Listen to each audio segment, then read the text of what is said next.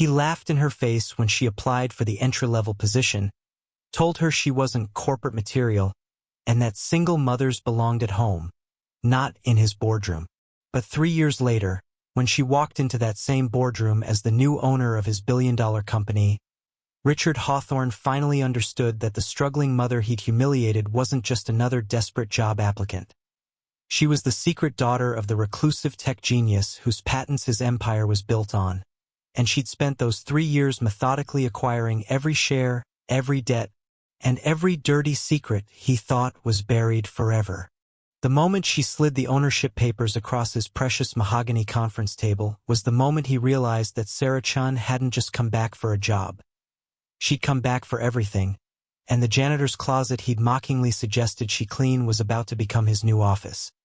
The November rain hammered against the windows of the Hawthorne Industries tower as Sarah Chen adjusted her borrowed blazer one more time. The fabric was slightly too large, a remnant from her pre-divorce life when she could afford proper interview clothes. Now, after 18 months of custody battles and legal fees, this second-hand outfit was the best she could manage. She clutched her portfolio tighter, knowing that inside were designs that could revolutionize sustainable packaging. If anyone would just give her a chance to present them. The 42nd floor reception area screamed wealth and power. Chrome and glass surfaces reflected the Seattle skyline, while original artwork that cost more than Sarah's annual rent decorated the walls. Other candidates sat in leather chairs, all looking like they'd stepped out of business magazines. Sarah recognized the familiar knot of inadequacy forming in her stomach but forced it down. She had 2 daughters counting on her, Lily, 8, and Emma, 6. Their faces were the reason she was here, interviewing for a position 3 levels below her actual qualifications. Ms. Chen, a sharp voice interrupted her thoughts. A woman in a severe black suit stood before her, tablet in hand. Mr. Hawthorne will see you now. Sarah's stomach dropped. This was supposed to be a panel interview with middle management for a junior design position. Why was the CEO involved? She followed the assistant through hallways lined with awards and accolades, each step echoing her growing anxiety. The corner office was exactly what she'd expected.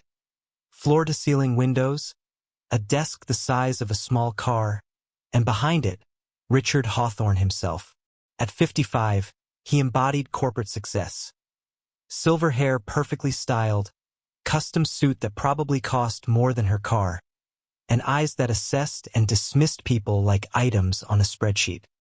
"Sit," he commanded without looking up from his computer screen.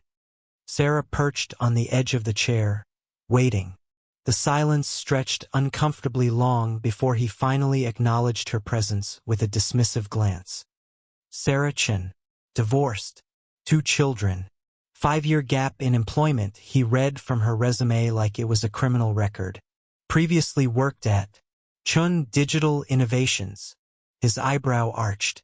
That startup that folded 4 years ago. Yes, sir.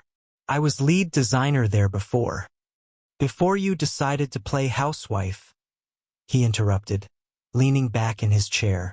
Tell me, Ms. Chun, why should Hawthorne Industries hire someone who abandoned her career to change diapers? The words hit like physical blows, but Sarah kept her voice steady. I didn't abandon my career. I took time to raise my children while supporting my ex-husband's business ventures. During that time, I continued developing my skills, creating new design concepts. Hawthorne's laugh was sharp and cruel. Skills?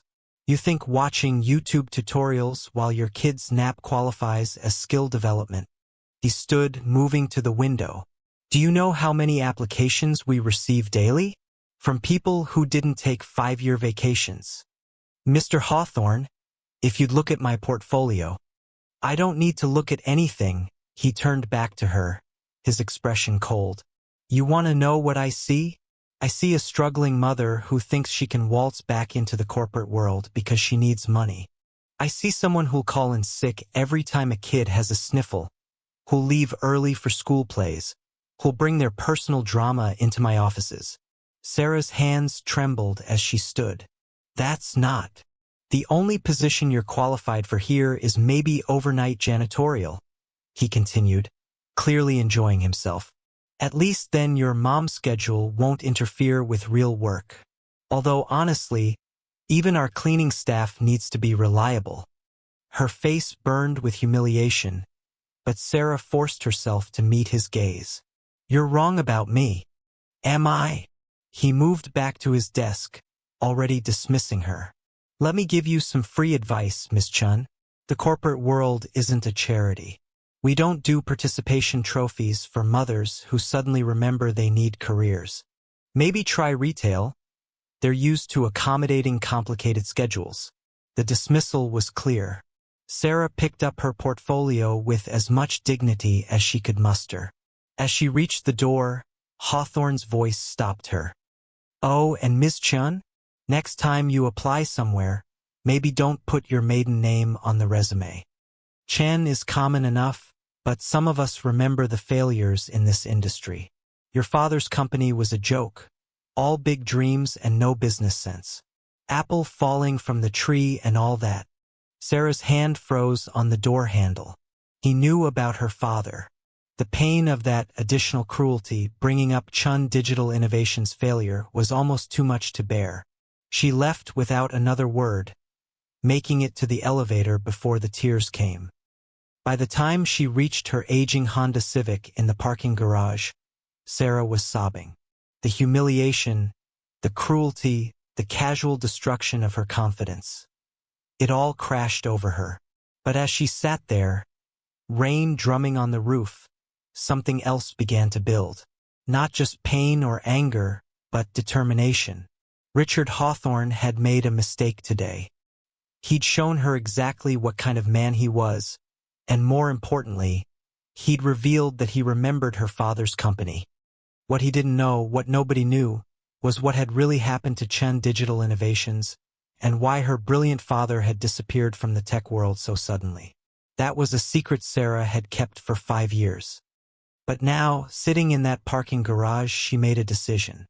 Richard Hawthorne thought she was nothing but a struggling mother. He was about to learn exactly how wrong he was. Sarah's hands were still shaking as she pulled into the parking lot of Bright Beginnings Daycare. She was 20 minutes late for pickup again. The late fees were killing her budget, but her shift at the Pike Place Fish Market had run over when a tour bus arrived just before closing. Mommy! Emma ran into her arms, pigtails bouncing. Ms. Jessica said we're the last ones again. Behind Emma, Lily stood with her arms crossed, looking far too mature for 8 years old. The other kids asked why you always smell like fish. Sarah's heart cracked a little more.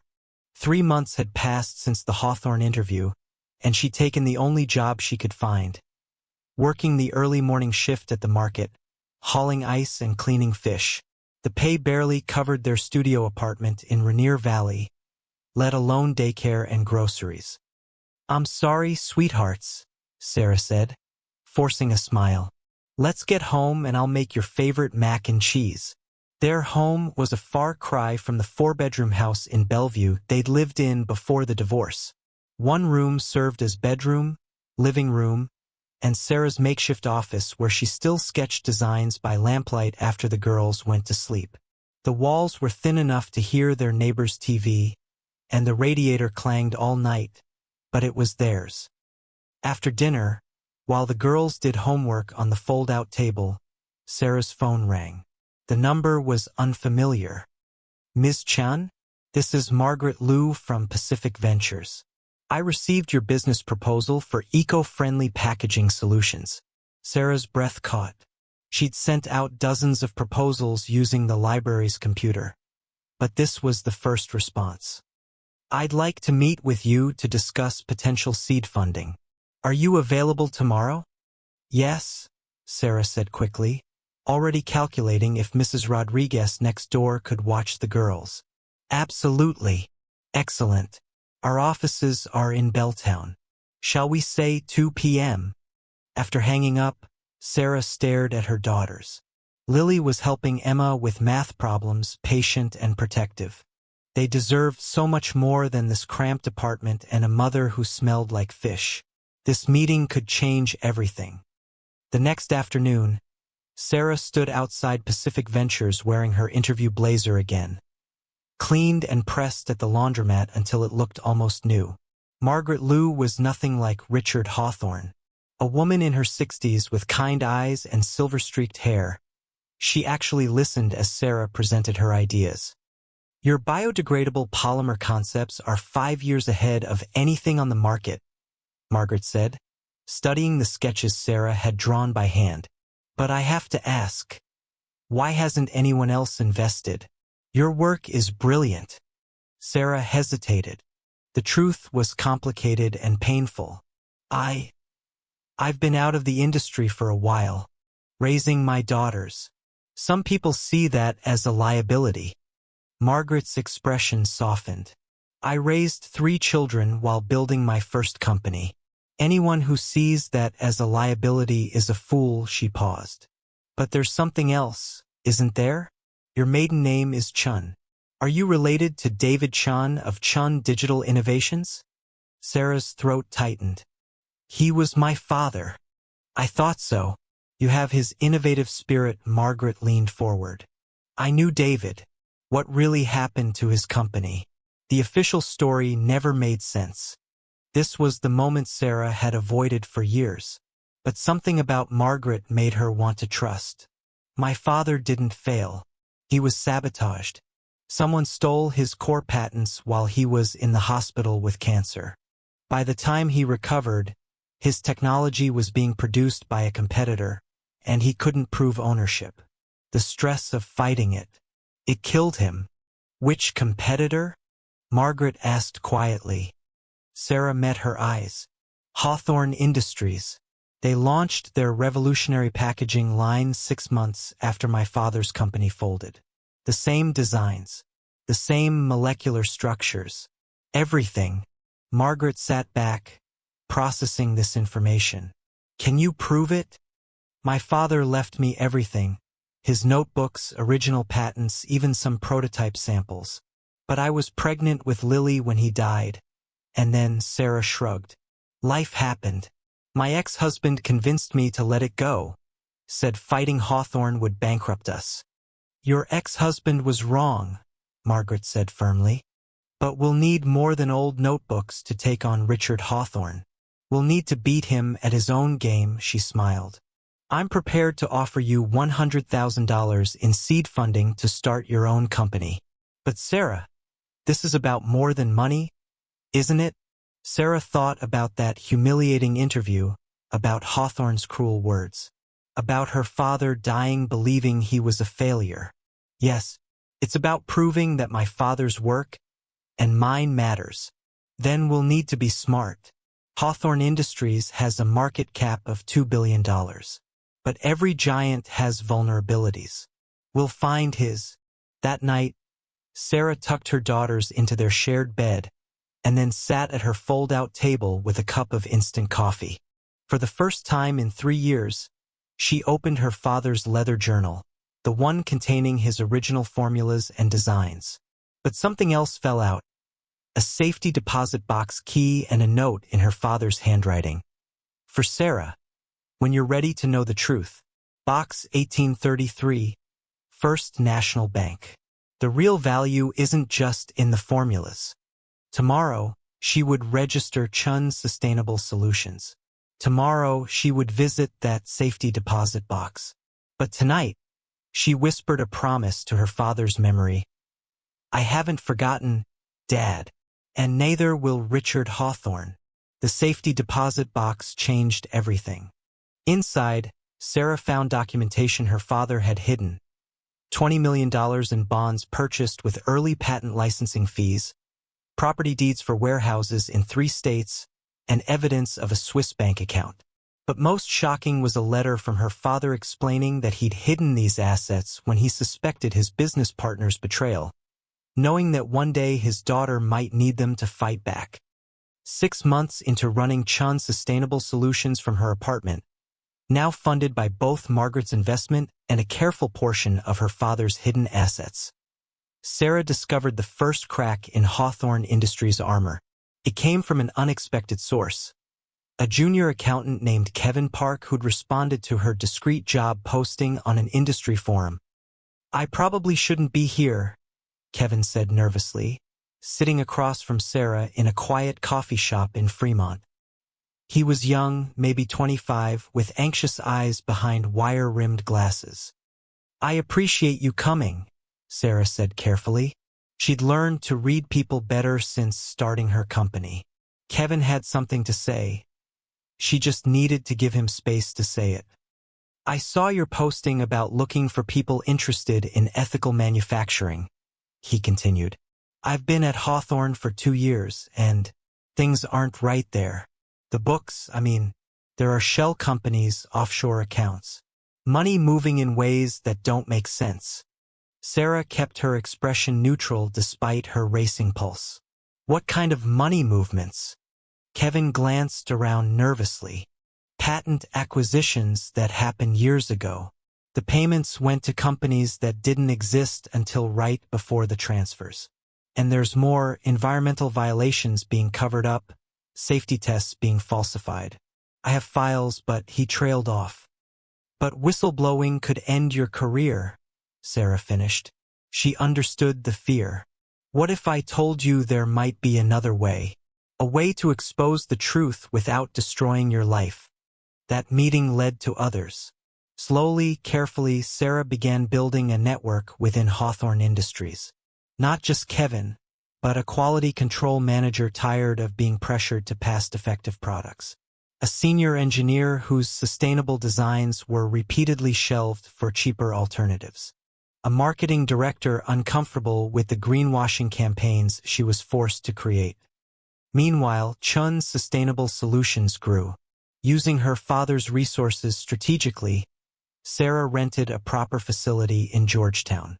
She hired 2 recent graduates from UW's chemistry program, brilliant young women who reminded her of herself before life got complicated. The breakthrough came at 2 a.m. on a Thursday. Sarah was reviewing her father's notes when she noticed something. A formula that hadn't made sense before suddenly clicked. Her father hadn't just been developing biodegradable packaging. He'd created a process that could break down existing plastics at the molecular level, converting waste into reusable materials. "Oh my God, Dad," she whispered to the empty lab. "You solved it. You actually solved the plastic crisis." By morning, she had verified the formula. By the end of the week, she had a working prototype. The applications were staggering. This technology could revolutionize waste management globally. And according to her father's dated notes, he'd perfected it 3 months before Hawthorne Industries mysteriously launched their revolutionary packaging line. But Sarah needed more than just the technology. She needed to understand Hawthorne Industries from the inside out. That's when she made a decision that would have seemed insane 6 months earlier. "You want to what?"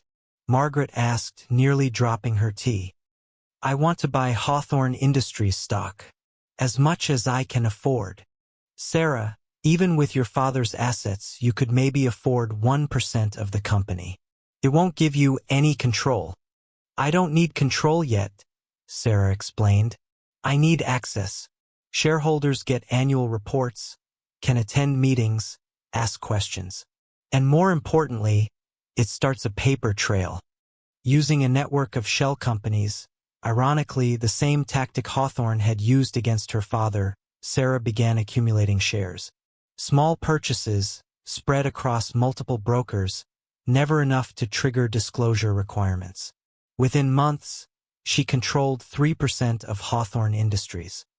The girls noticed the changes. They'd moved to a 2-bedroom apartment in Columbia City. Still modest, but a huge upgrade. Lily had joined the school science club, proudly telling everyone her mom was a scientist. Emma had stopped asking why mommy smelled like fish and started asking if she could help in the lab. "Can we see where you work?" Lily asked one Saturday morning. Sarah hesitated. The lab was her sanctuary, but her daughters were part of this journey too. "Okay, But you have to promise to be very careful. Some of the equipment is dangerous. Their eyes went wide as she led them through the space. It wasn't fancy, but to them it looked like something from a movie. You made all this? Emma asked, touching a container of the biodegradable polymer. With help, Sarah said. And with Grandpa's ideas. Lily picked up a photo from Sarah's desk. David Chen in his own lab 20 years earlier. Do you miss him? Every day Sarah pulled her daughters close. But he's still with us in a way. His work, his dreams. We're finishing what he started. That night, after the girls were asleep, Sarah reviewed the growing file she was building on Hawthorne Industries. Financial irregularities documented by Kevin. Safety violations reported by the quality manager. And at the center of it all, the patents that had launched Hawthorne's packaging empire. Patents that bore an unmistakable resemblance to her father's work. She was no longer just David's daughter from the failed startup. She was Sarah Chen, CEO of a growing company with technology that could change the world. And piece by piece, share by share, she was getting closer to the truth and to justice. Sarah's life changed forever on a rain-soaked Tuesday evening in March. She was closing the lab when her phone rang. An unknown Seattle number. Ms. Chen? This is Patricia Winters. I was your father's patent attorney 20 years ago. I've been following your company's progress, and I think it's time we talked. An hour later, Sarah sat across from Patricia in a dimly lit restaurant in Wallingford. The older woman looked exactly like what she was, a retired lawyer who'd seen too much corporate corruption to be surprised by anything anymore. I've waited years for someone to ask the right questions about David's patents, Patricia began. The statute of limitations has passed for most legal actions, but the truth still matters. Sarah leaned forward. What really happened to my father's company? Patricia pulled out a weathered folder. Your father was brilliant but trusting. When he got sick, he gave power of attorney to his business partner to keep things running. Michael Zhao. Do you remember him? The name hit Sarah like a physical blow. Uncle Michael? He was at every family dinner. He was my godfather. He was also on Hawthorne Industries' payroll, Patricia said gently. I found the payments years later, but by then it was too late. During your father's chemotherapy, Michael transferred all of Chun Digital's intellectual property to a shell company, which then sold it to Hawthorne for a fraction of its value. Sarah's hands shook as she examined the documents. Wire transfers, contracts, patent filings, all with Michael Zhao's signature. Did my father know before he died? He suspected, but he was too weak to fight. The betrayal destroyed him as much as the cancer. Patricia's voice softened. He made me promise to keep these documents safe, said someday his daughter might need them. I think he knew you'd be the one to make things right. Sarah stared at the papers. Proof of the theft that had destroyed her father and enriched Richard Hawthorne. Where is Michael now? He died 5 years ago, liver failure. But his widow, Helen, lives in Bellevue. She might have information. Patricia slid another envelope across the table. There's more. Your father left instructions for me to investigate Hawthorne after his death. What I found. Richard Hawthorne didn't just steal from your father. He's been doing this for decades. Your father was his biggest score, but there were others. Inside the envelope were records of 6 other small companies that had mysteriously failed after Hawthorne Industries expressed interest in partnerships. Each time, key technologies had somehow ended up in Hawthorne's portfolio. He's a corporate predator, Sarah breathed. He identifies innovative startups, gets close to them, then steals everything. Exactly. And there's something else you should know. Hawthorne Industries is heavily leveraged. They took on massive debt for an acquisition last year that's failing. Their stock has dropped 30% in 6 months. The board is getting nervous. Sarah's mind raced. She had proof of systematic theft, her own revolutionary technology, inside information about Hawthorne's vulnerabilities, and now potentially a widow who might cooperate. The pieces were falling into place. The next morning, Sarah visited Helen Zhao in her modest Bellevue apartment. The woman who answered the door was frail, haunted by grief and something else. Guilt. "I've been expecting you," Helen said simply. "Please, come in." The apartment was filled with photos of Michael, including several with Sarah's father. They looked so young, so hopeful, building their company together. "Michael never forgave himself," Helen said, serving tea with shaking hands. "The money from Hawthorne, we never touched it. It's been sitting in an account for 20 years. He called it blood money." "Why did he do it?" Sarah asked, fighting to keep her voice steady. Helen's eyes filled with tears. "Gambling debts. He'd hidden it from everyone, even me. Hawthorne found out somehow, offered to pay them off in exchange for betraying David. Michael thought he could fix it later, make it right. But then David got sick, and the guilt ate Michael alive." "I need you to testify," Sarah said, "to tell the truth about what happened." "I'm dying," Helen said quietly. "Pancreatic cancer, just like David. But yes, I'll testify. I'll do whatever you need to make this right. I owe David that much." That afternoon, Sarah called an emergency meeting with Margaret Liu and her legal team. She laid out everything: Patricia's evidence, Helen's testimony, the pattern of corporate theft, Hawthorne's financial vulnerabilities. "My God," Margaret breathed. "This is enough to destroy him completely." "I don't just want to destroy him," Sarah said. "I want to take everything he built with stolen innovation and transform it into something ethical. I want to buy Hawthorne Industries." Her lawyer laughed nervously.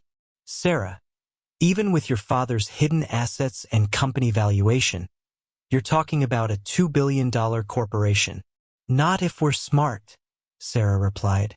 She pulled up her analysis of Hawthorne's debt structure. "They have $800 million in bonds coming due in 18 months. If their stock price stays depressed, they'll struggle to refinance. If we can push it lower with strategic revelations about their practices." "A hostile takeover," Margaret said, understanding dawning. "You're planning a hostile takeover." No, Sarah corrected. "I'm planning justice. Hawthorne Industries will belong to the people he stole from, starting with Chun Digital Innovations." That night, Sarah tucked her daughters into bed with a new sense of purpose. Soon, very soon, Richard Hawthorne would understand that the struggling mother he'd mocked hadn't just survived. She'd been preparing for war, and she had weapons he'd never imagined: truth, innovation, and the documented evidence of 20 years of his crimes. The Seattle Business Alliance quarterly mixer was exactly the kind of event Sarah would have avoided 6 months ago. Now, armed with Patricia Winter's revelations and Helen Zhao's promised testimony, she walked into the downtown Marriott with purpose. Chun's Sustainable Solutions had grown enough to warrant an invitation, though she suspected she was there as a curiosity, the single mother who'd somehow secured Margaret Liu's backing. Sarah Chen, a woman in an elegant navy suit, approached. "I'm Diana Morrison, CFO at Rainier Capital. I've been following your company's progress." Sarah recognized the name. Diana Morrison was a legend in Seattle's financial circles, known for orchestrating hostile takeovers with surgical precision. "Ms. Morrison, I'm surprised Rainier Capital is interested in sustainable packaging." Diana's smile was sharp. "We're interested in disruptive technologies, and in people who understand that business is sometimes personal." She lowered her voice. "I served on Hawthorne Industries board for 3 years. Richard forced me out when I questioned his acquisition strategies. I hear you might have similar feelings about his business practices." Before Sarah could respond, Diana pressed a business card into her hand. "My private number. We should talk." The evening became a chess match of careful conversations. Sarah identified 3 more former Hawthorne employees, 2 board members rumored to be dissatisfied, and a journalist investigating corporate environmental violations. Each contact was noted, each possibility explored. Kevin Park appeared at her elbow during the dessert service, looking more confident than in their coffee shop meetings. "Ms. Chen, I wanted you to know. I submitted my resignation to Hawthorne today." "Kevin, I hope that wasn't because of—" "It was because I finally realized what kind of company I was working for," he interrupted. "Those files I mentioned? I've documented everything. 3 years of fraudulent reporting, EPA violations, and patent irregularities. I'm ready to go on record." Sarah felt the momentum building. "Do you have somewhere to go? Job-wise? Actually, I was hoping Chun's Sustainable Solutions might need a CFO. I know you're still small, but I believe in what you're building." Within a week, Kevin had joined her team, bringing not just financial expertise but inside knowledge of Hawthorne's vulnerabilities. Diana Morrison became an unofficial advisor, teaching Sarah the intricacies of corporate warfare. "Hawthorne Industries has a poison pill provision," Diana explained during one of their strategy sessions. "Any entity acquiring more than 15% of shares triggers massive dilution. But there are ways around it, such as a proxy fight, convince existing shareholders to vote for new leadership, or better yet," Diana smiled, "make the company so desperate they beg you to buy them out." Sarah's team grew rapidly. The 2 young chemists she'd hired, Amy and Priya, had perfected the waste conversion process. They could now transform a ton of plastic waste into reusable polymers in under 6 hours, at a fraction of the cost of traditional recycling. "We need to patent this immediately," Kevin urged during a team meeting. "Already done," Sarah replied. "Filed 2 weeks ago along with 17 related patents. All under Chun's Sustainable Solutions, with clear documentation of development history." What she didn't mention was that Patricia Winters had helped her file additional patents under her father's name posthumously, using the dated documentation from his hidden files. It established prior art that would complicate any challenges from Hawthorne. The breakthrough moment came from an unexpected source. Lily's science teacher, Mr. Rodriguez, had connections to the Gates Foundation's environmental initiative. A casual conversation at parent-teacher conferences led to Sarah presenting her technology to their sustainability board. "This could revolutionize waste management in developing nations," the program director said after seeing the demonstration. "We're prepared to fund a pilot program. $50 million for implementation in 3 countries. $50 million. Sarah kept her composure during the meeting, but in her car afterward, she cried. Not from sadness, but from the sheer weight of validation. Her father's dream wasn't just alive. It was about to change the world. The media caught wind of the Gates partnership. Suddenly, Chun's Sustainable Solutions was featured in TechCrunch, Forbes, and the Seattle Times. The small company that could eliminate plastic waste. The single mother CEO who was taking on the environmental crisis. Richard Hawthorne noticed too.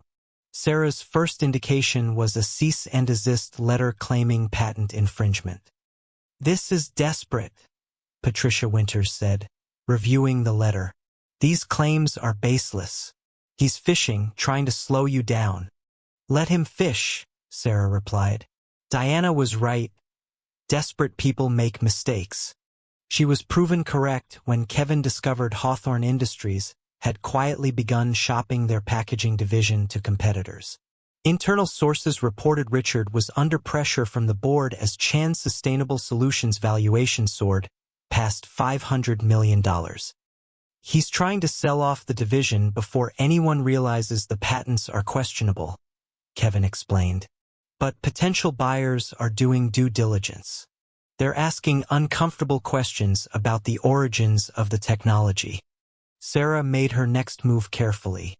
She leaked selective information to the journalist investigating environmental violations, not enough to reveal her full hand, but sufficient to raise questions about Hawthorne Industries' practices. The resulting article triggered an EPA investigation. Meanwhile, her daughters thrived in their new stability. Lily won the state science fair with a project on biodegradable plastics, proudly crediting her mom and grandfather as inspirations. Emma joined the school orchestra, her violin filling their apartment with music. "Mom," Lily said one evening, "kids at school say you're famous now. Is that weird?" Sarah pulled her close. "What's weird is that it took so long for people to notice Grandpa's brilliance. We're just finishing what he started." As Sarah reviewed her growing shareholdings in Hawthorne Industries, now at 7% through various channels, she knew the endgame was approaching. With allies on the board, media pressure mounting, and her technology making Hawthorne's obsolete, Richard's empire was crumbling. Soon, very soon, she would make her move. The attack came at 3 a.m. on a Wednesday. Sarah woke to her phone buzzing incessantly. Kevin, Amy, Priya, Margaret, all calling at once. With shaking hands, she answered Kevin's call. "They've frozen our accounts," he said without preamble. "Hawthorne got an emergency injunction claiming we stole trade secrets. We can't access any company funds." Sarah sat bolt upright. "How is that possible? We haven't taken anything from them." "They have an affidavit from someone claiming to be a former Chen Digital employee, stating you had access to Hawthorne's proprietary information through your father." Kevin's voice was grim. "Sarah, they're saying Michael Zhao sold the patents legitimately and you're trying to steal them back." Within hours, the story was everywhere. "Gates Foundation partner accused of corporate espionage," screamed the headlines. Sarah's phone exploded with calls from investors, partners, journalists. The carefully built reputation of Chun Sustainable Solutions was under assault. "Mom, what's wrong?" Emma stood in the doorway, violin case in hand, ready for school. Sarah forced a smile. "Just some business troubles, sweetheart. Nothing we can't handle." But as she drove the girls to school, she noticed a van following them. Then another outside the school. Reporters had found them. "Why are those people taking pictures?" Lily asked, alarmed. "Because some people don't want us to succeed," Sarah said carefully. "But we're not going to let them stop us, are we?" The legal team Patricia Winters assembled worked around the clock. Meanwhile, Sarah received an unexpected call from Diana Morrison. "Richards overplayed his hand," Diana said. "The board is furious about the negative publicity. 3 members want an emergency meeting. They're questioning his judgment in attacking a Gates Foundation partner." "That doesn't help me if my company goes under first," Sarah replied, watching her team through the glass walls of their makeshift war room, a conference room at Patricia's law firm. "It might. I still have allies on the board. Give me 48 hours. Those 2 days felt like 2 years. The Gates Foundation suspended their partnership pending investigation. 2 major clients canceled orders. Sarah had to use her personal funds, carefully hidden portions of her father's legacy, to make payroll. The lowest point came when Derek appeared at her apartment. "My lawyer thinks I should petition for primary custody," he said, not quite meeting her eyes. With everything happening, the reporters, the lawsuits, maybe the girls would be better off with more stability. "Don't you dare!" Sarah's voice was deadly quiet. "Don't you dare use my daughters as leverage. I'm just thinking about what's best for them," Derek protested weakly. "No, you're thinking about the check someone offered you. Who was it? Hawthorne's people? How much did they promise?" Derek's guilty expression confirmed her suspicions. "It's not like that." "Get out," Sarah said. "And Derek? I have resources now. If you file anything regarding custody, I'll make sure the court knows about every missed payment, every canceled weekend, every broken promise. I documented everything." After he left, Sarah sat on her second-hand couch, fighting despair. Her daughters emerged from their room without words. curling up beside her. "We heard Dad," Lily said quietly. "We don't want to live with him. We want to stay with you," Emma added. "Even if we have to go back to the small apartment. Even if you have to work at the fish market again." Sarah held them tighter, drawing strength from their faith in her. "We're not giving up." Grandpa didn't raise a quitter. The breakthrough came from Kevin's forensic accounting. Working through the night, he discovered something crucial in the injunction filing. The affidavit from the supposed Chun digital employee? "The person doesn't exist," he explained to the assembled legal team. "But more importantly, I traced the law firm that filed it. They've been paid through the same shell companies that received the original patent payments 20 years ago." Patricia's eyes sharpened. "Michael Zhao's companies?" "Exactly. Which means Hawthorne just connected himself directly to the original theft," Sarah finished. "He's been paying to hide this for 2 decades. Armed with this information, Patricia filed a countersuit that made Hawthorne's accusations look like what they were: desperate attempts to silence a competitor who discovered his corporate theft. Diana Morrison's 48 hours produced results. 3 board members publicly expressed concern about the CEO's recent actions. Institutional investors began asking hard questions. Hawthorne Industries stock dropped another 15%. But Richard Hawthorne had one more card to play. Sarah discovered it when Amy called her, crying. "They've contacted my student loan provider," Amy sobbed. "They're saying if I don't testify that you stole the formulas from them, they'll demand immediate payment in full. I could lose everything." "They're threatening Priya too," Kevin added grimly. "Her immigration status, claiming irregularities in her work visa." Sarah felt rage building in her chest. Attacking her was one thing. Threatening her employees, her friends, was another. "Document everything," she told them. "Every threat, every communication. We're adding witness intimidation to our countersuit." That night, as Seattle slept, Sarah made a decision. Playing defense wasn't enough anymore. She called Diana Morrison. "That emergency board meeting you mentioned? I want to attend. And I'm bringing Helen Zhao with me." "They'll never agree to that," Diana warned. "They will when they learn what evidence I have. 20 years of systematic corporate theft. Financial records showing the cover-up. And a dying woman's testimony about how Richard Hawthorne destroyed my father." Sarah looked at her sleeping daughters, their faces peaceful despite the chaos surrounding them. Tomorrow she would walk into the boardroom where Richard Hawthorne ruled. But this time, she wouldn't be the desperate mother begging for a job. She'd be the woman holding his empire's fate in her hands. The Hawthorne Industries boardroom hadn't seen drama like this in its 40-year history. Sarah entered flanked by Patricia Winters and Diana Morrison, with Helen Zhao moving slowly beside them, frail but determined.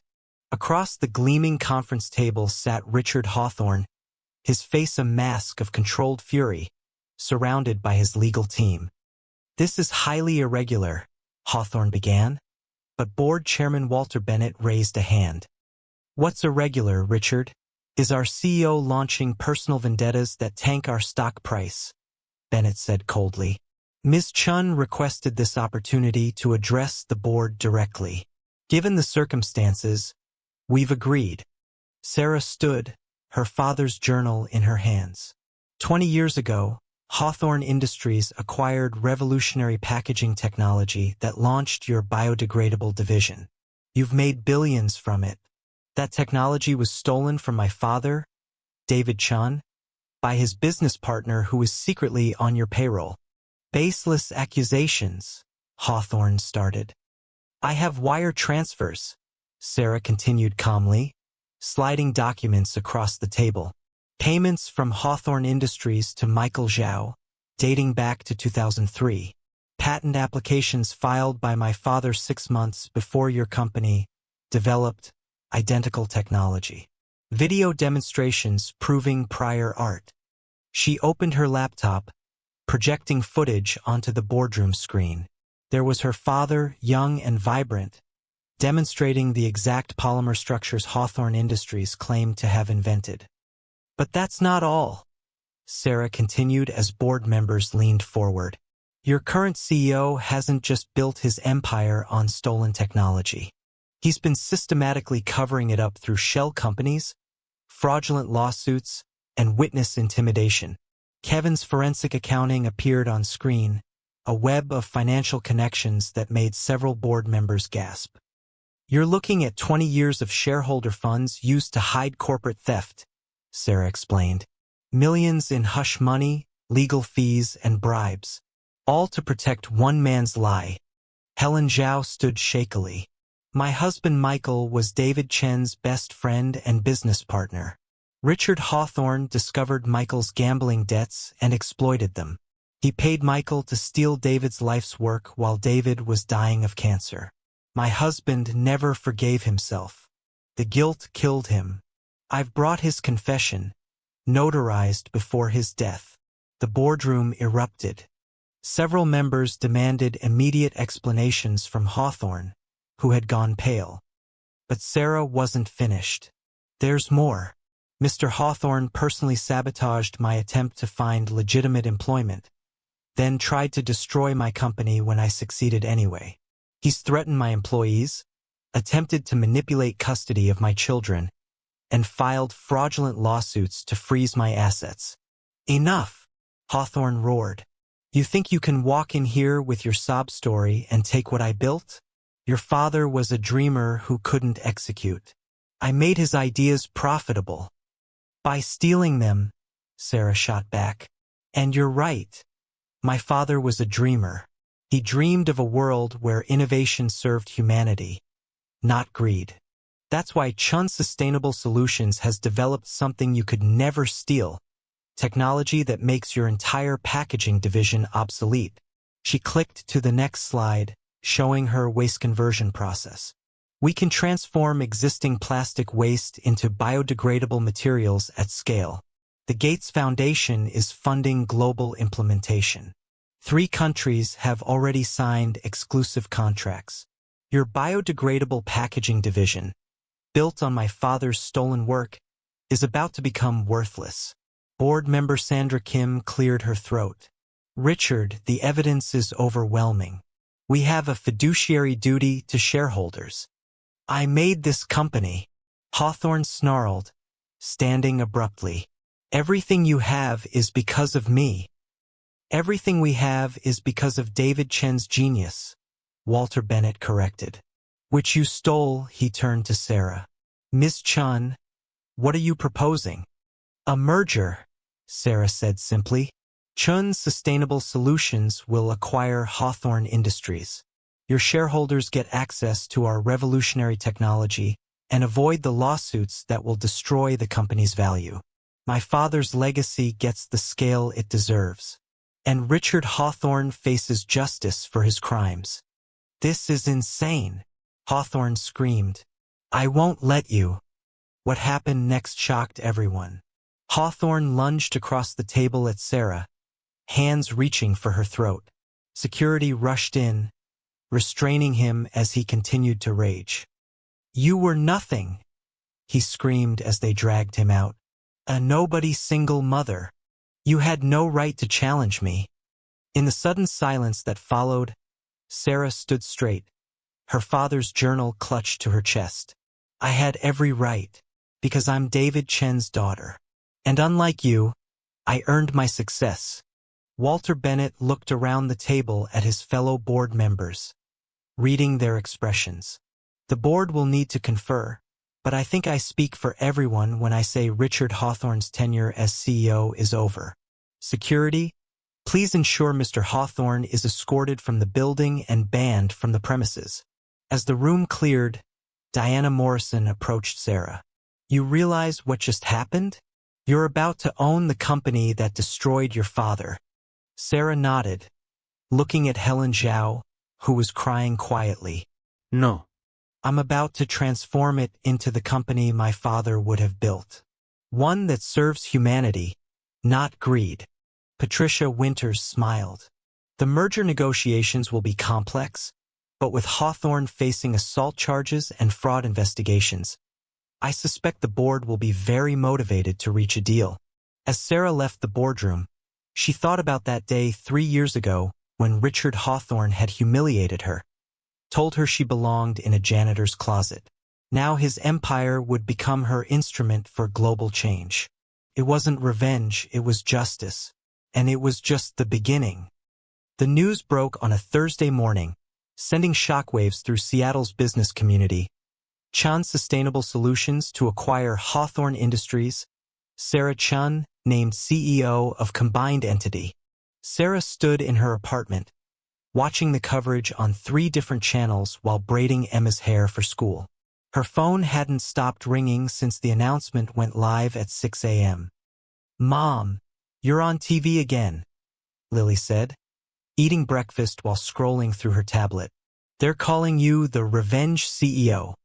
"I prefer Justice CEO," Sarah replied, though she had to admit the headline had a certain ring to it. The acquisition terms were stunning. Chen Sustainable Solutions, valued at $800 million after the Gates partnership, was acquiring Hawthorne Industries for $12 billion, far below its previous $2 billion market cap, but above its depressed current value. The key was Sarah's technology, which analysts valued at over $5 billion in future revenue potential. Her first day walking into Hawthorne Industries as its leader was surreal. The same security guard who'd barely looked at her during that humiliating interview 3 years ago now jumped to attention. The executive assistant who'd led her to her doom now waited nervously with a tablet full of urgent decisions. "Good morning, Ms. Chen. The senior management team is assembled in the conference room for your address." Sarah paused at the elevator, remembering her tear-filled descent after Hawthorne's cruel dismissal. Now she pressed the button for the executive floor with steady hands. The conference room was packed with vice presidents, directors, and senior managers, many of whom had thrived under Richard Hawthorne's toxic leadership. They watched her with expressions ranging from curiosity to barely concealed hostility. "I know many of you are wondering about your futures," Sarah began, standing where Hawthorne had once held court. "Let me be clear. I'm not here for revenge. I'm here to build something better. Those who share that vision are welcome to stay. Those who don't," she paused, meeting several hostile gazes directly, "should update their resumes." She outlined her vision, transforming Hawthorne Industries from a company built on theft and environmental destruction into a leader in sustainable technology. The waste conversion process would be implemented immediately. Ethical business practices would be non-negotiable, and the toxic culture that had festered under Hawthorne would end. Questions? A senior VP of sales raised his hand. "What about our existing contracts? Some of our biggest clients appreciated Richard's flexibility with environmental standards." "Then they'll need to find a new supplier," Sarah replied flatly. Next question. By the end of the day, 6 senior executives had submitted resignations. Sarah accepted them all without hesitation. Kevin Park stepped into the CFO role, while Amy and Priya were appointed co-directors of R&D. She was building her new leadership team with people she trusted. The real satisfaction came when she visited what had been Richard Hawthorne's office. His personal items were already boxed up, waiting for pickup. The space screamed of ego.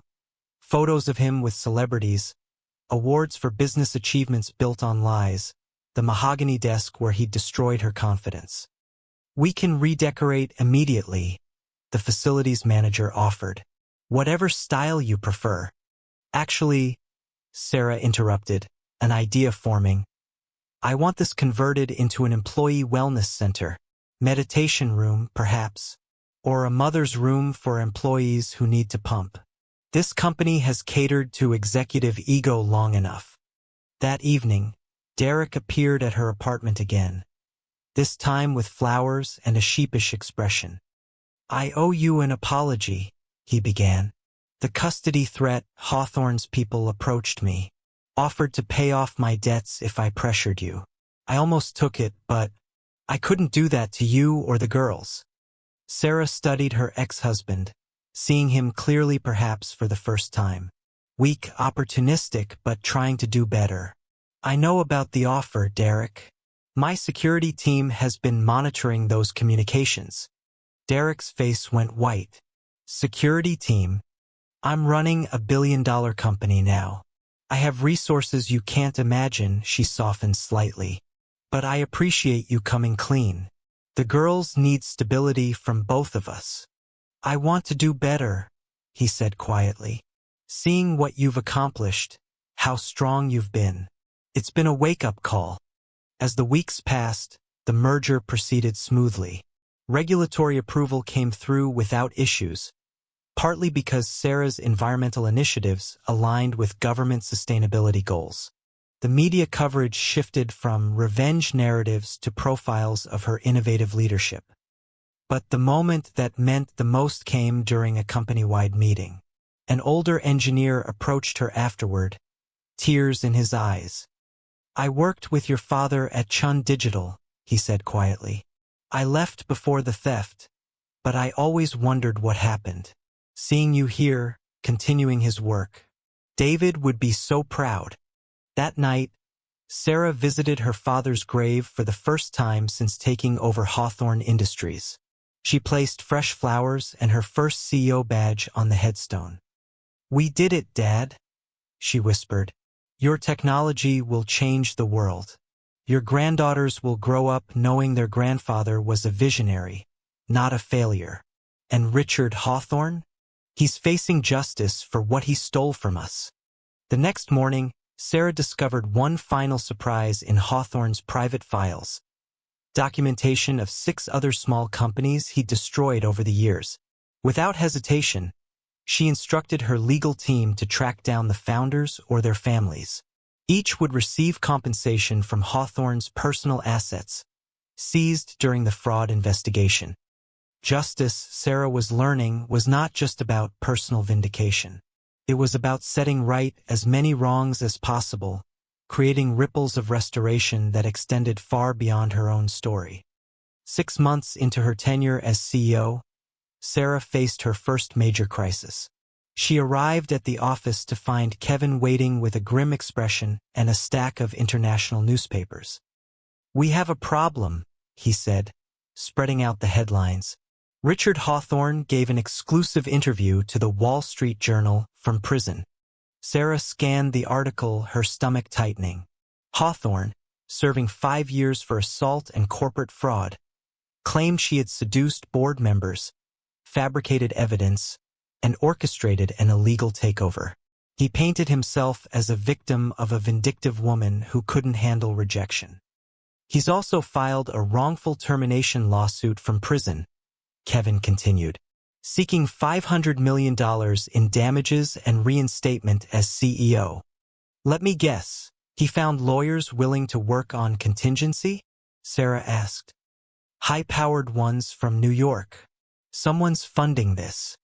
Before Sarah could respond, her assistant knocked urgently. Ms. Chun, there's a situation in the lobby. Protesters. Sarah looked out her window to see about 30 people with signs.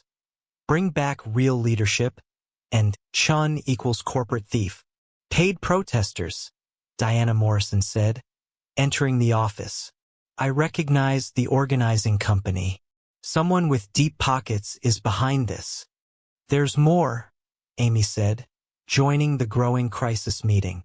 3 of our suppliers just canceled contracts, citing leadership instability, and someone's been calling our retail partners, spreading rumors about toxic chemicals in our products.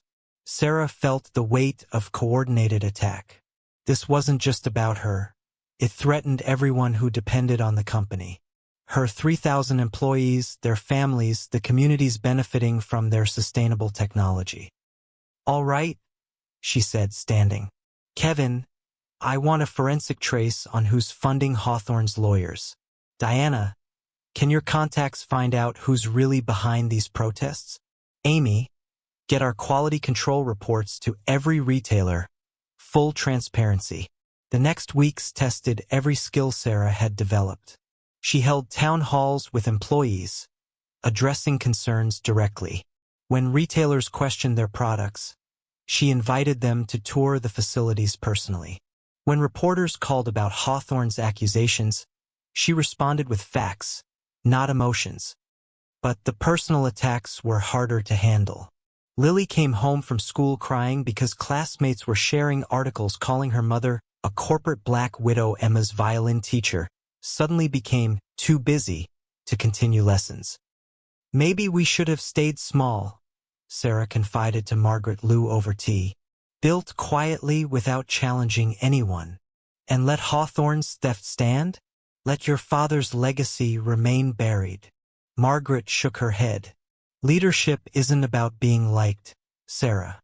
It's about doing what's right despite the cost." The breakthrough came from an unexpected source. Patricia Winters had been investigating the funding behind Hawthorne's legal team. What she found changed everything. "The money traces back to a consortium of chemical companies," Patricia announced to Sarah's inner circle. "The ones that stand to lose the most from your waste conversion technology. They're using Hawthorne as a proxy to destabilize you." Sarah felt pieces clicking into place. This wasn't about revenge or old grievances. It was about protecting billions in revenue from companies that profited from plastic pollution. "We need to go public with this," Kevin urged. "No," Sarah said slowly. "We need to be smarter. If we reveal what we know, they'll just find new proxies. Instead, let's use their tactics against them." Over the following days, Sarah orchestrated a careful campaign. She had her security team document the paid protesters, tracking payments back to their sources. She hired private investigators to photograph meetings between chemical company executives and Hawthorne's lawyers. Most importantly, she accelerated the rollout of their waste conversion technology, signing contracts with major cities desperate for solutions to their plastic crises. The decisive moment came during Hawthorne Industries' first shareholder meeting under her leadership. Sarah stood before thousands of investors, employees, and media representatives. "6 months ago, I promised to transform this company," she began. "Today, I can report that we've not only met our sustainability goals, we've exceeded them. Revenue is up 30%. Our waste conversion technology is operational in 12 cities. We've created 500 new jobs." She clicked to a slide showing their environmental impact. Millions of tons of plastic converted, waterways cleaned, communities healthier. "But some people don't want this success," she continued. "They profit from pollution, from waste, from the status quo. So they fund lawsuits, spread lies, and pay protesters." She presented Patricia's evidence, financial trails, photographs, documented connections between the attacks and chemical industry titans. "They underestimated us," Sarah said, her voice strong. "They thought a single mother who started with nothing could be bullied into submission. They thought wrong. Hawthorne Industries isn't just surviving, we're leading a revolution in sustainable manufacturing. And no amount of lies or lawsuits will stop us." The room erupted in applause. Within hours, the chemical companies named in her presentation were issuing denials and distancing themselves from the attacks. Hawthorne's lawsuit collapsed as his funding disappeared. The protests ended as suddenly as they'd begun. That night, Sarah tucked her daughters into bed, their worries about school gossip finally easing. "Mom," Emma said sleepily. "Aria's mom said you were brave today. She said you're changing the world." "We all are," Sarah replied, kissing her forehead. "Every time we choose truth over lies, courage over fear, we change the world a little bit." The next morning brought unexpected news. 3 of the chemical companies that had funded the attacks were now inquiring about licensing her waste conversion technology. They'd realized that fighting the future was more expensive than embracing it. Sarah smiled. Even her enemies were beginning to understand. The transformation she'd started couldn't be stopped. The call came at dawn on a Tuesday, exactly 3 years after Richard Hawthorne had humiliated her in his office. Sarah was reviewing quarterly reports when Walter Bennett's name appeared on her phone. "Sarah, I thought you should hear this from me first. Richard Hawthorne was found dead in his cell this morning. Heart attack." Sarah set down her coffee cup carefully, processing the news. The man who had stolen her father's legacy, who had tried to destroy her even from prison, was gone. "Thank you for telling me, Walter," she said quietly. "There's more. His will leaves everything to a charitable trust with one condition, that you serve as the primary trustee. His lawyer will be contacting you today." After the call, Sarah sat in silence. Through her office windows, Seattle was waking up. The city where her father had pursued his dreams, where she'd rebuilt her life from nothing. Richard Hawthorne's death didn't bring satisfaction or closure, only a strange emptiness. Her contemplation was interrupted by Kevin entering with an unusual expression. "Sarah, you need to see this. We were digitizing old company records and found something in Hawthorne's personal files." He handed her a folder marked Deith Chen. Confidential. Inside were documents she'd never seen. Correspondence between her father and Richard Hawthorne dating back 25 years, before the theft, before everything fell apart. "They were friends," Sarah breathed, staring at photos of the two men at industry conferences, smiling, arms around each other's shoulders. One letter, in Hawthorne's handwriting, stood out. "David, your vision for sustainable technology is brilliant, but you're too idealistic. The market isn't ready. Partner with me, let's build the infrastructure first, create demand, then introduce your innovations. Together, we could transform the industry." "Richard." Her father's response was typically principled. "Richard, I appreciate your offer, but I can't compromise. This technology could help millions now. Waiting for optimal market conditions while people suffer is not in my nature. I hope our friendship survives this disagreement." "David." "He tried to recruit Dad first," Sarah said softly. "When that failed, he took it anyway," Kevin finished. "But look at the last document. It was dated a week before Hawthorne's death, addressed to Sarah. * Ms. Chun, I'm dying, and with death comes clarity I've avoided for 20 years. Your father was the best man I ever knew. I was jealous of his brilliance, his integrity, his ability to inspire loyalty without manipulation. When he refused my partnership, I convinced myself taking his work was justified, that I could execute his vision better. I was wrong. I built an empire on stolen dreams and spent 2 decades covering my crime. Watching you rebuild what I destroyed, seeing David's vision finally realized through his daughter, it's poetic justice I deserve.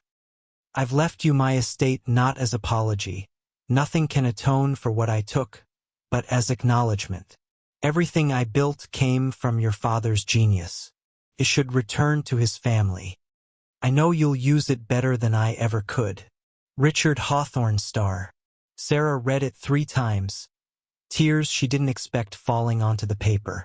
The man she'd hated, who'd caused such pain, had been carrying his own burden of guilt. That afternoon, she called a meeting with her leadership team. "Richard Hawthorne's estate is worth approximately $300 million, she announced. "As trustee, I've decided to create the David Chun Innovation Foundation. It will fund immigrant entrepreneurs, support sustainable technology research, and provide scholarships for children who've lost parents." "That's incredibly generous," Diana Morrison said, "considering everything he did to you." "My father would have forgiven him," Sarah replied. "He believed in redemption, in the possibility that people could change. Richard Hawthorne died understanding what he'd done wrong. That's more justice than I ever expected." The media storm around Hawthorne's death and bequest was intense but brief. Sarah refused all interviews, focusing instead on running the company that now employed 5,000 people across 12 countries. A year later, at the foundation's first grant ceremony, Sarah stood before an audience of aspiring entrepreneurs, many of them immigrants like her father had been, carrying bold dreams and brilliant ideas. "My father came to this country with nothing but hope and genius," she said. "He faced betrayal, theft, and ultimately death before seeing his vision realized.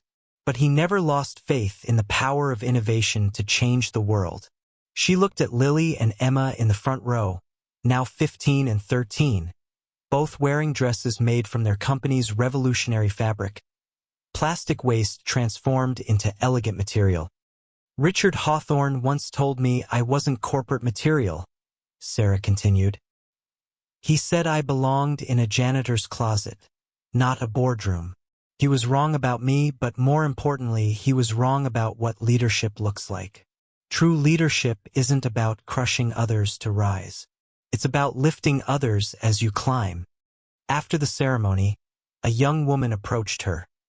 Pakistani, mid-20s, clutching a portfolio with trembling hands.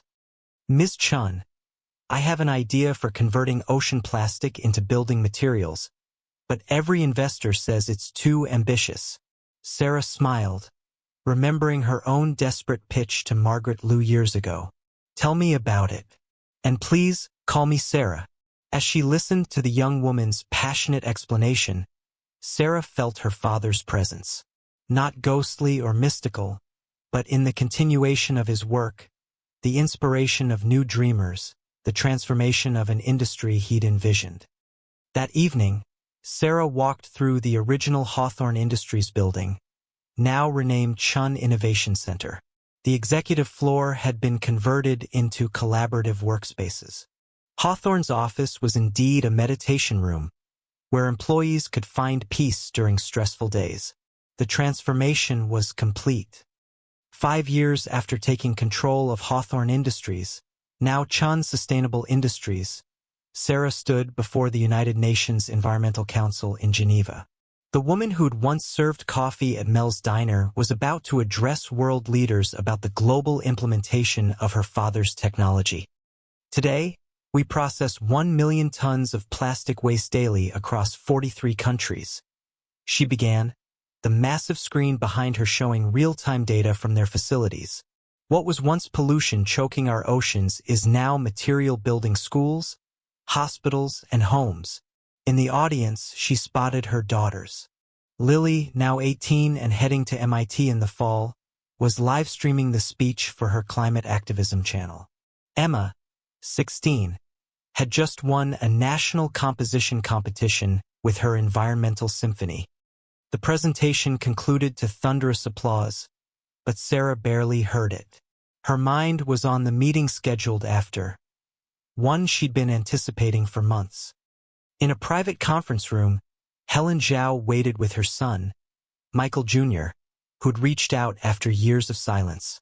The young man bore a striking resemblance to his father but carried himself differently, humbly, uncertainly.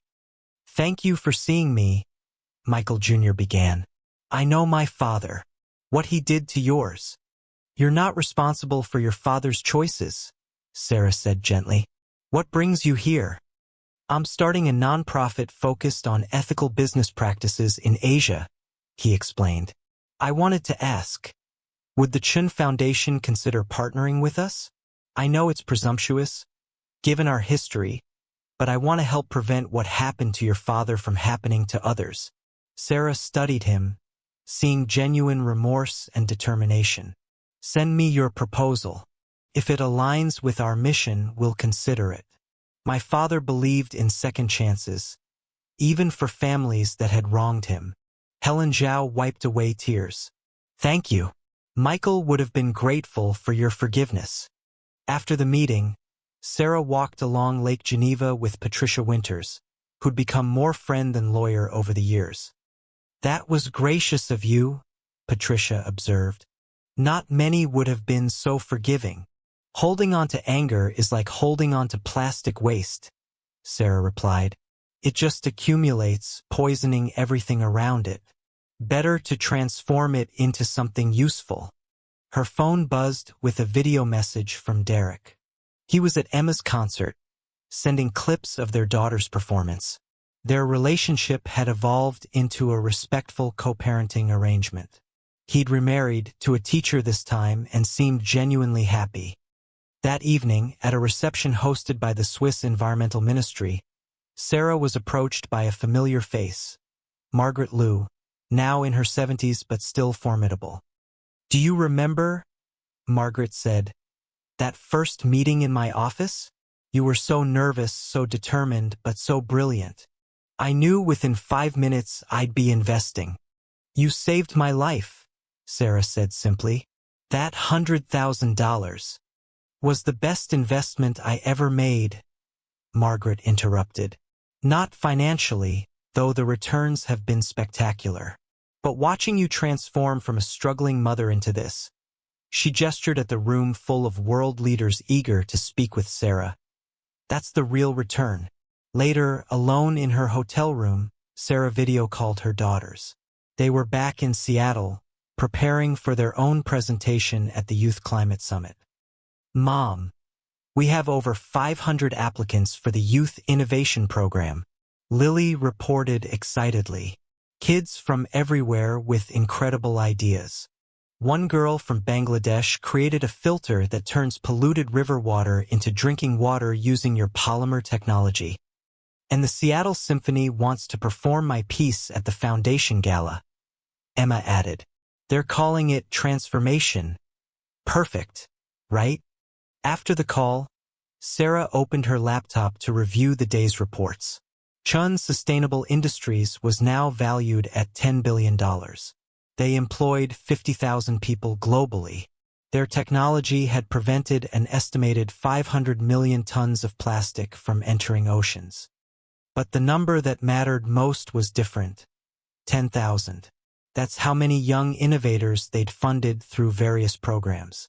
10,000 dreams given a chance, just as Margaret Liu had once given her a chance.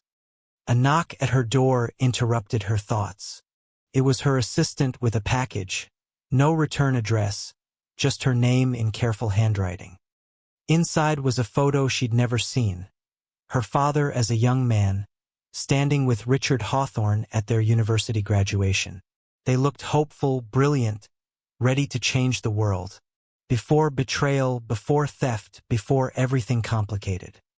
A note was attached. "Found this in my father's papers. Thought you should have it. They were friends once. Perhaps that matters too. Michael Jr." Sarah placed the photo on her dresser. Tomorrow, she would fly to Beijing to break ground on their newest facility. Next week, she'd testify before the U.S. Congress about sustainable manufacturing policies. Next month, she'd watch Lily head to MIT and Emma perform at Carnegie Hall. But tonight, she allowed herself this moment of quiet reflection. The journey from that humiliating day in Hawthorne's office to here had been impossible, improbable, incredible. "We did it, Dad," she whispered to the Geneva night. "Not the way you imagined, but maybe the way it needed to happen." Her phone buzzed with one final message of the day. It was from the young Pakistani entrepreneur she'd met at the grant ceremony. "First prototype worked. Thank you for believing in impossible dreams." Sarah smiled. The cycle continued. The mocked became the mentor. The struggling became the successful. And somewhere, she knew, another desperate mother with a brilliant idea was preparing to change the world. 10 years after Richard Hawthorne's death, Sarah Chen stood in a place she never thought she'd return to, the original Hawthorne Industries boardroom, now the Chan Innovation Center's museum space. She was giving a tour to a group of business students, something she did quarterly to stay connected to the next generation. "This is where it all changed," she said, gesturing to the preserved conference table, "where I presented evidence of corporate theft, where a CEO attacked me physically, and where a board chose justice over comfortable lies." A young woman raised her hand. She looked impossibly young, probably 22, with the hungry expression Sarah recognized from her own mirror years ago. "Ms. Chun, is it true you were once rejected for an entry-level position here?" Sarah smiled. "Worse. I was told I belonged in a janitor's closet, not a boardroom. Richard Hawthorne said single mothers weren't corporate material." "What did that feel like?" another student asked. "Like the end of the world," Sarah admitted. "I sat in my car crying, wondering how I'd feed my daughters. But the worst moments of our lives often redirect us toward our true purpose. That rejection led me to build something that made his empire obsolete." After the tour, Sarah's assistant reminded her of her afternoon schedule. "You have the foundation board meeting at 2, the Sustainable Cities Conference keynote at 4, and dinner with Lily and Marcus at 7. Lily was engaged to Marcus Chun, no relation, despite the name, a fellow environmental engineer she'd met at MIT. Emma was in New York, preparing for her debut at the Metropolitan Opera House. As Sarah walked through the building, employees nodded respectfully. Some had been here since Hawthorne's day, transformed from corporate cynics to passionate advocates for sustainable industry. Kevin Park intercepted her near the elevator. Now in his 40s, he'd become one of the most respected CFOs in sustainable business. "Sarah, milestone news. Our waste conversion technology just hit 1 billion tons processed globally." 1 billion tons, Sarah murmured. Dad would have been amazed. "There's more. The UN wants to nominate you for the Environmental Peace Prize, for proving that business and sustainability aren't opposing forces." That evening, at dinner with Lily and her fiancé, conversation turned to the future. "Mom, Marcus and I have been discussing something," Lily began. "We want to start a new division focused on atmospheric carbon capture. I know it's outside our current scope." "I love it," Sarah interrupted. "That's exactly the kind of expansion your grandfather would have pursued. Bold, necessary, transformative." After dinner, Sarah drove alone to Lakewood Cemetery. She visited 2 graves now, her father's and, in a gesture that had surprised everyone, Richard Hawthorne's.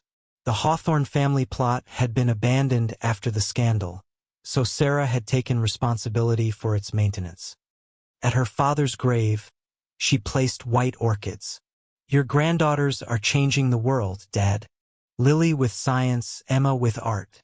They carry your spirit forward." At Hawthorne's grave, she left a single rose. "I hope you found peace, Richard.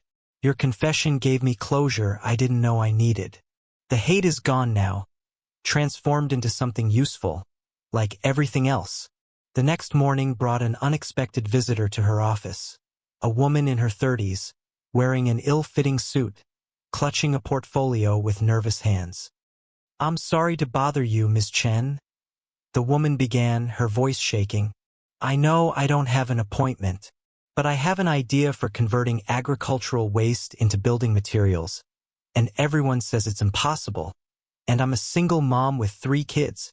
"Breathe," Sarah said gently, rising from her desk. "Tell me your name." "Maria. Maria Gonzalez." "Well, Maria, I have 30 minutes before my next meeting. Show me what everyone says is impossible." As Maria opened her portfolio with trembling hands, Sarah saw herself 15 years ago. Desperate, brilliant, underestimated.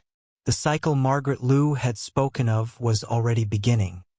Later, after approving initial funding for Maria's project and watching the woman leave in tears of joy, Sarah stood at her window. Seattle sprawled before her, a city transformed by sustainable technology that had started with one man's dream and one woman's refusal to accept mockery as truth. Her reflection in the window showed a woman in her 50s now, gray threading through her hair, lines earned through struggle and triumph. But in her eyes was the same determination that had carried her from a fish market to a boardroom. "From a janitor's closet to changing the world," she murmured. "Richard, you were right about one thing. I wasn't corporate material. I was something more." I was David Chen's daughter. The story that began with humiliation had become legend. The mocked had become the mentor. The struggling had become the successful. And in conference rooms and coffee shops around the world, other underestimated dreamers were drawing strength from her example. In the end, the sweetest revenge wasn't destroying her enemies. It was transforming their weapons into tools for building a better world.